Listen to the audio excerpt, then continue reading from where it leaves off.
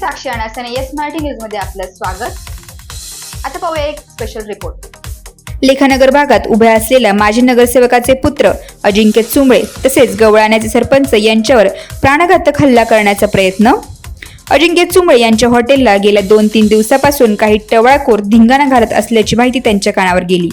त्यांनी समोरील टवाळखोरांना समज देण्याचा प्रयत्नही केला, मात्र अजिंक्य यांचा राग मनात धरत अजिंक्य चुंबळे हे नाश्ता करत असताना अचानक 8 ते 10 जण आले व त्यांनी अजिंक्य चुंबळे यांना धक्काबुक्की करत धारदार शस्त्र काढत दमदाटी करत जाब विचारण्याचा प्रयत्न केला असता चुंबळे यांनी समजूत काढण्याचा प्रयत्न केला, परंतु नशेत असलेल्या टवाळखोरांनी त्यांना जीवे मारण्याचा प्रयत्न करताच अजिंक्य चुंबळे यांनी त्यांचा जीव वाचवत त्या जागेवरून सुरक्षित ठिकाणी पळ काढला।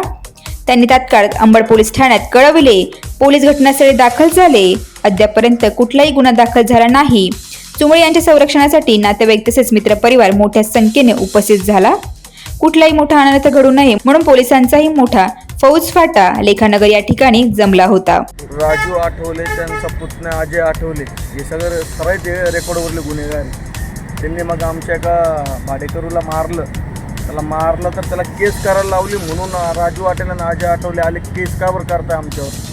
तुम्ही त्यांना म्हणलं की केस तर कायदेशीर करायला लागलं, वारंवार नाही सोडता येणार। ते घरी गेले आणि तिकडनं डायरेक्ट 7-8 जण आले तर डायरेक्ट चॉपरच घेऊन गेले। त्या ठिकाणी तुम्ही कुठे उभे होते?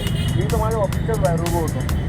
CCTV मध्ये सर्व आलेलं आहे आणि त्यात चौघ जणांना चॉपर होते। एक राजू आठवले, त्याचा पुतण्या अजय आठवले, सनी आठवले आणि 2 नाबालिक पोर होते, त्यांच्याकडे पण चॉपर होते। आणि त्यांचं एकच होतं, नाबालिकांना पुढं करा, त्यांना वार करायला लावा, म्हणजे लगेच आजच्या सुटून जाते।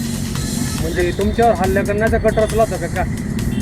तसंच म्हणायला लागलं। आता मी उभं होतो तर ते माझ्या दिशेने आले होते ना। आता माझ्या भाडेकराला मारलं तर मग तोच विषय होईल।